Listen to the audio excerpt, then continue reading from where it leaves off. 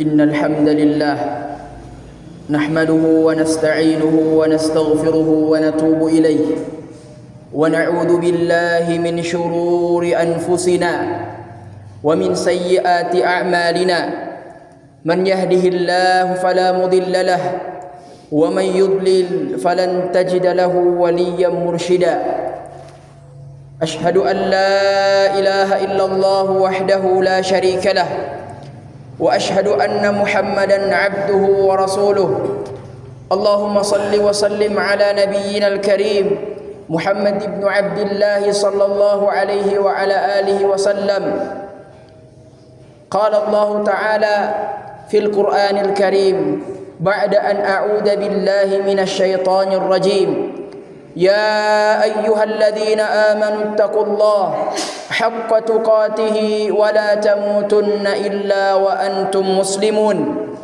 وقال يا أيها الناس اتقوا ربكم الذي خلقكم من نفس واحدة وخلق منها زوجها وبث منهما رجالا كثيرا ونساء واتقوا الله الذي تساءلون به والأرحام إن الله كان عليكم رقيبا يا أيها الذين آمنوا اتقوا الله وقولوا قولا سديدا يصلح لكم أعمالكم ويغفر لكم ذنوبكم ومن يطع الله ورسوله فقد فاز فوزا عظيما أما بعد فإن أصدق الكلام كلام الله وخير الهدي هدي محمد صلى الله عليه وسلم وشر الأمور محدثاتها فإن كل محدثة بدعة وكل بدعة ضلالة وكل ضلالة في النار. Ma'asyiral muslimin, sidang jamaah Jumat yang dirahmati oleh Allah Subhanahu wa taala.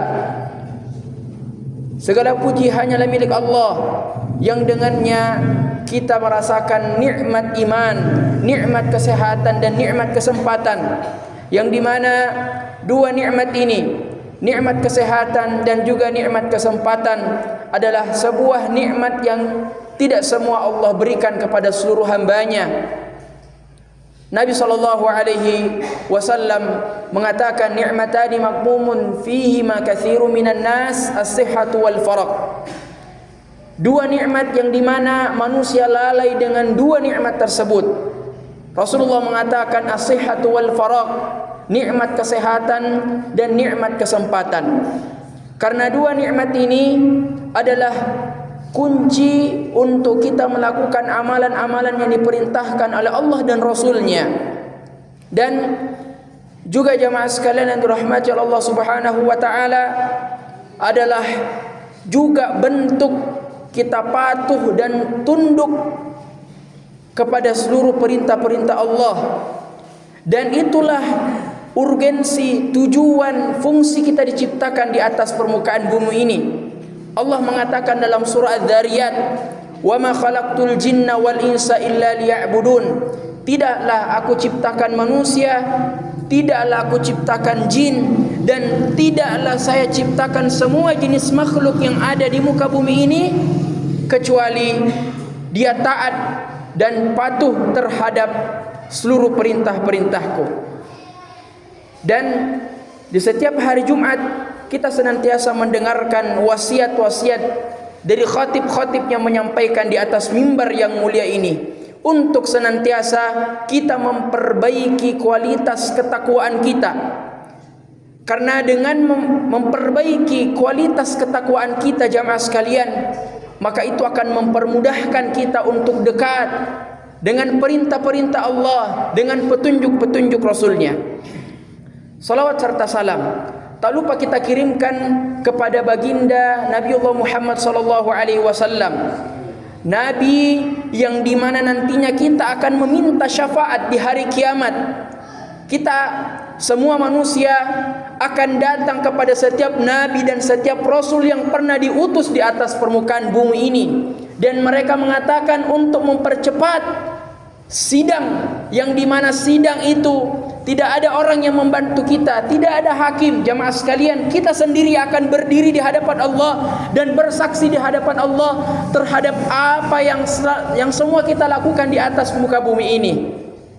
Kemudian di akhir kalinya itu kita akan datang kepada Nabi Muhammad SAW. Kemudian Nabi SAW sujud lama dan berdoa kepada Allah Subhanahu wa taala untuk mempercepat sidang ini, untuk mempercepat yaumul hisab ini, yaum perhitungan ini. Kemudian Allah Subhanahu wa taala mengatakan kepada Nabi Muhammad sallallahu alaihi wasallam, irfa' fashfa'. Wahai Muhammad, bangkitlah dan berikanlah syafaatmu kepada umatmu. Dan begitulah seharusnya kita senantiasa mencintai Nabi sallallahu alaihi wasallam, Nabi yang kita banggakan, Nabi yang kita idolakan, karena dengannya nanti dia akan memberikan syafaat kepada kita jamaah sekalian. Sidang jamaah Jumat yang dirahmati Allah Subhanahu wa taala. Kita sebutkan di muqaddimah, di pembukaan khutbah kita pada Jumat kali ini, dan juga sering khatib menyampaikan ayat ini dalam surah Ali Imran, ya ayyuhalladzina amanu taqullah. Wahai sekalian manusia, wahai sekalian orang-orang yang beriman, bertakwalah kepada Allah. Ketika para ulama mengatakan, atau orang-orang yang belajar dengan kesungguhan mengatakan bahwa ayat yang diawali dengan kata ya ayyuhalladzina amanu, wahai orang-orang yang beriman, maka mereka mengatakan bahwa setelah kata tersebut akan ada perintah yang wajib dilaksanakan kepada seluruh orang-orang yang beriman. Apa itu? Pertama, ittaqullah haqqa tuqatih. Bertakwalah kita kepada Allah, bertakwalah kalian kepada Allah dengan semurni-murni takwa, dengan sebaik-baik takwa. Apa itu takwa jamaah sekalian? Al-khawfu minal jalil wal amru bit tanzil. Ya. Disebutkan bahwa pengertian takwa adalah al-khawfu minal jalil. Kemudian wal amru bit tanzil. Kita takut kepada Allah Subhanahu wa taala. Kita takut dengan azab-azab yang Allah sebutkan dalam Al-Quran, dan kita patuh dan taat kepada setiap perintah-perintah yang diperintahkan kepada kita, dan menjauhi seluruh larangan-larangan Allah Subhanahu wa taala. Kemudian yang kedua, kita beramal dengan apa yang Allah sebutkan untuk kita lakukan, maka itu kita beramal dengannya. Kita diperintahkan untuk salat, untuk puasa, untuk zakat dan seterusnya, maka bentuk ketakwaan kita adalah melaksanakan perintah-perintah yang tadi kita sebutkan. Apa bentuk takwa yang sebenarnya jamaah sekalian? Sebagaimana yang disebutkan dalam tafsir Quran Al-Azim oleh Ibnu Katsir dari Anas radhiyallahu taala anhu, seorang sahabat Nabi sallallahu alaihi wasallam yang dekat dengan beliau, ia berkata mengenai takwa yang sebenarnya. Beliau mengatakan, la yattaqil abdullahi haqqa tuqati hatta yahzunu min lisanihi. Tidak bertakwalah, atau tidak disebut orang itu bertakwa dengan sebaik-baik takwa sampai ia bisa menjaga lisannya. Dan kata Ibnu Katsir rahimahullah, semoga Allah merahmati beliau, man mata ala syai'in bu'isa alaihi. Siapa yang meninggal dunia dengan suatu keadaan, maka ia akan dibangkitkan seperti keadaan itu pula. Perlu diingat bahwa ada dua amalan yang membuat seseorang mudah untuk masuk ke dalam syurga, yaitu takwa dan akhlak yang mulia.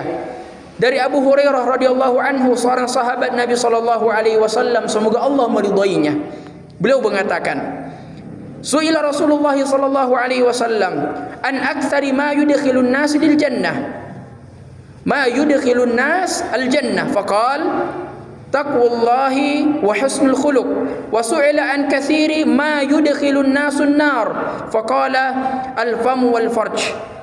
Suatu ketika Nabi SAW ditanya tentang Perkara apalah yang membuat seseorang itu bisa masuk ke dalam syurga? Kemudian Nabi SAW mengatakan adalah takwa kepada Allah, yaitu takut kepada Allah dan melaksanakan perintah-perintahnya dan berakhlak mulia. Kemudian juga beliau ditanya tentang perkara-perkara yang dapat memasukkan seseorang itu ke dalam neraka.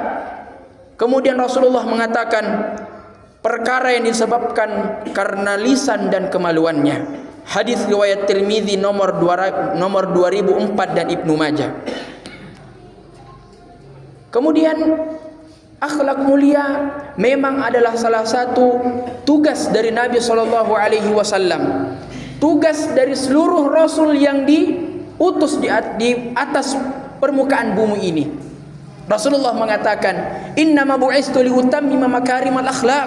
Tidaklah aku diutus di atas permukaan bumi ini kecuali aku ditugaskan untuk memperbaiki atau untuk memperbagus akhlak-akhlak kita semua. Apa itu takwa jamaah sekalian? Takwa asalnya adalah menjadikan antara seorang hamba dan sesuatu yang ditakut sebagai penghalang. Sehingga takwa kepada Allah berarti menjadikan antara hamba dan Allah suatu benteng yang dapat menghalangi dari kemarahan, murka dan siksa Allah Subhanahu wa taala. Takwa ini dilakukan dengan melaksanakan perintah-perintah Allah dan menjauhi maksiat.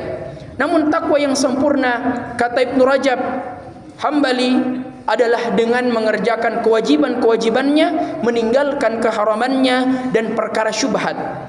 Juga mengerjakan perkara yang dicontohkan oleh Nabi SAW dan meninggalkan yang makruh. Inilah derajat takwa yang paling tinggi. Ibnu Mas'ud ketika menafsirkan ayat bertakwalah, yaitu haqqa tuqati, taqullaha haqqa tuqati, bertakwalah kepada Allah dengan semurni-murninya takwa. Beliau mengatakan maksud ayat tersebut adalah untuk ditaati, tidak bermaksiat kepadanya, Allah itu terus diingat, tidak melupakannya, nikmat Allah itu disyukuri dan tidak diingkari. Hadis riwayat Al-Hakim. Adapun maksud mengingat Allah dan tidak melupakannya adalah selalu mengingat Allah dengan hati kita dan pada setiap gerakan dan diamnya. Begitu saat berucap, semuanya dilakukan hanya untuk meraih pahala dari Allah. Begitu pula larangannya pun kita jauhi. Ma'asyiral muslimin, sidang jamaah Jumat yang dimuliakan oleh Allah Subhanahu wa taala. Apa itu akhlak yang baik? Ibnu Rajab mengatakan bahwa berakhlak yang baik termasuk bagian dari takwa. Akhlak disebutkan secara bersendirian karena ingin ditunjukkan pentingnya akhlak yang baik tersebut. Dikatakan sebab banyak yang menyangka bahwa takwa hanyalah menunaikan hak Allah tanpa memperhatikan hak sesama. Bahkan Nabi SAW menjadikan akhlak yang baik sebagai tanda kesempurnaan iman. Dari Abu Hurairah radhiyallahu anhu, Rasulullah SAW bersabda, "Akmalul mu'minin imanan ahsanuhum khuluqa." Orang mukmin yang paling sempurna, orang yang beriman kepada Allah dengan kesempurnaan imannya adalah yang paling baik akhlaknya. Akhlak yang baik atau husnul khuluq adalah ramah, dermawan dan bisa menahan amarahnya. Asy-Syafi'i berkata bahwa akhlak yang baik adalah bersikap dermawan, suka memberi dan memberi kegembiraan pada orang lain. Maka akhlak yang baik adalah tidak mudah marah dan cepat naik darah. Beliau juga berkata, berakhlak yang baik adalah bisa menahan amarah di hadapan manusia. Akhlak yang baik jamaah sekalian adalah akhlak yang dimana Rasulullah SAW telah mengajarkan kepada kita ratusan tahun yang lalu. Maka kita sebagai umatnya, kita berusaha untuk memperbaiki diri kita semua dengan akhlak-akhlak yang baik, dengan karakter-karakter yang baik, dan itu semua sudah diatur di atas hadis-hadis Rasulullah, di atas sunnah-sunnah Rasulullah, di atas perkara-perkara Nabi SAW yang ia sebutkan, dan begitu banyak. Salah satunya ya hak muslim dengan hak muslim yang lain. Jadi kita punya hak, jamaah sekalian yang dirahmati Allah Subhanahu wa taala. Dan ini adalah ya perkara yang sederhana dan bisa menjadi akhlak yang baik untuk kita semua. Kalau kita kerjakan hak-hak ini, maka itu termasuk kita melaksanakan hal-hal yang baik, akhlak yang baik. Hakun muslimin 'alal muslim sittun. Pertama, idza laqitahu fasallim alaihi. Di antara akhlak-akhlak yang baik yang Rasulullah ajarkan kepada kita adalah idza laqitahu fasallim alaihi. Pertama, kalau kita berjalan dimanapun dan kapanpun, dan saudara kita atau orang yang jalan di depan kita memberikan salam, maka kita jawab dengan salam tersebut. Assalamualaikum, waalaikumsalam. Dan ini doa, memberikan kepada kita, mendoakan kepada kita keselamatan, dan tentu kita ingin balas juga keselamatan baginya dan rahmat dan berkah dari Allah Subhanahu wa taala. Yang kedua, wa idza da'aka fa'ajibahu. Dan kalau kita diundang dalam sebuah acaranya, apapun itu, fa'ajibahu, maka penuhilah undangannya. Wa idastansahaka fansahhu. Kalau diminta kepada kita pendapat, nasihat dan seterusnya, maka kita nasihati dan kita berikan apa yang dia minta dari kita, tanggapan, saran dan seterusnya. Kemudian di antara akhlak yang baik, wa idza marida fa'udahu. Ketika ada di antara kita yang sakit apapun itu, fa'udahu, maka jenguklah dia. Ini di antara akhlak yang baik yang mungkin hari ini kita rasa hal yang sangat sederhana, menjenguk orang yang sakit. Namun ternyata ini adalah akhlak yang diajarkan oleh Nabi SAW kepada kita, yaitu akhlak yang baik. Kemudian yang terakhir, wa idza mata fatba'hu. Dan di riwayat yang lain dikatakan fattabi'hu. Ketika ada di antara kita yang meninggal dunia, di antara akhlak yang baik yang harus kita cerminkan kepada orang-orang adalah kita mensolatkan jenazahnya dan mengiringi jenazahnya sampai di liang lahatnya. Inilah di antara akhlak-akhlak yang baik dan di antara bentuk-bentuk ketakwaan kita kepada Allah Subhanahu wa taala yang diajarkan kepada kita oleh Nabi sallallahu alaihi wa ala alihi wasallam. Barakallahu li wa lakum fil Qur'anil azim wa nafa'ni wa iyyakum bima fihi minal ayati wadh-dhikril hakim. Fataqabbalallahu minni wa minkum tilawatahu wa lisairil muslimin innahu huwal ghafurur rahim.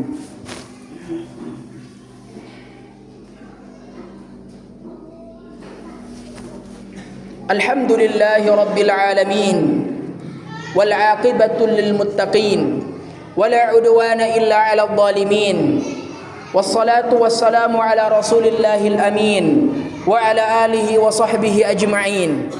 Ma'asyiral muslimin, sidang jamaah Jumat yang dimuliakan oleh Allah Subhanahu wa taala, perlu kita ingatkan dan perlu kami sampaikan bahwa di hari Jumat ini adalah ada Rasulullah sallallahu alaihi wasallam kabar yang beliau sampaikan kepada kita, yaitu adanya waktu mustajab untuk kita berdoa kepada Allah Subhanahu wa taala, yang dimana ketika seorang hamba berdoa meminta kepada Allah apapun yang dia minta, fastajibhu, maka Allah Subhanahu wa taala akan mengijabah setiap doa yang dia panjatkan. Kapankah waktu itu jamaah sekalian?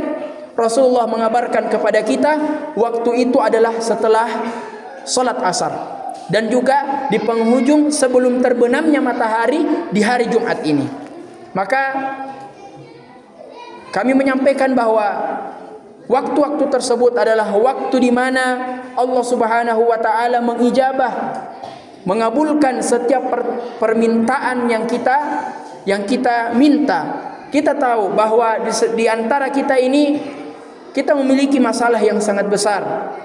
Kita memiliki banyak perkara-perkara dunia yang mungkin kita harus selesaikan. Maka mintalah kepada Allah.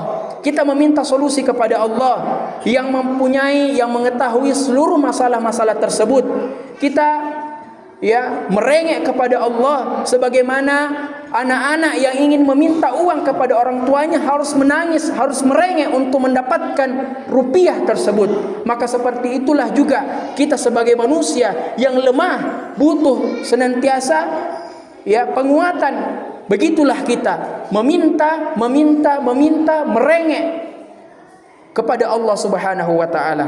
Maka pada kesempatan kali ini kita berdoa kepada Allah Subhanahu wa taala untuk memudahkan segala urusan kita dan juga mengistiqomahkan, mengkonsistenkan kita hingga di akhir kehidupan kita ini untuk senantiasa melaksanakan ibadah-ibadah kepada Allah Subhanahu wa taala. Innallaha wa malaikatahu yusholluna 'alan nabi ya ayyuhalladzina amanu shallu 'alaihi wa sallimu taslima. Allahumma ighfir lil muslimina wal muslimat والمؤمنين والمؤمنات الأحياء منهم والأموات إنك سميع قريب مجيب الدعوات يا قاضي الحاجات.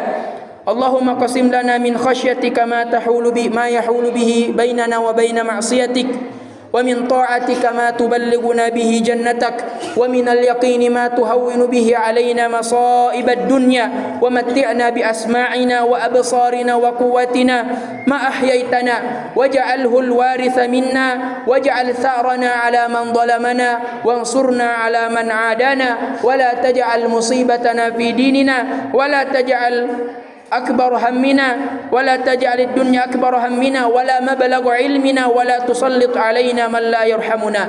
ربنا لا تزغ قلوبنا بعد إذ هديتنا وهب لنا من لدنك رحمة إنك أنت الوهاب. اللهم إنا نسألك الهدى والتقى والعفاف والغنى. اللهم أحسن عاقبتنا في الأمور كلها وأجرنا من خزي الدنيا وعذاب الآخرة. اللهم أصلح ولاة أمورنا اللهم وفقهم لما فيه صلاحهم وصلاح الإسلام والمسلمين. اللهم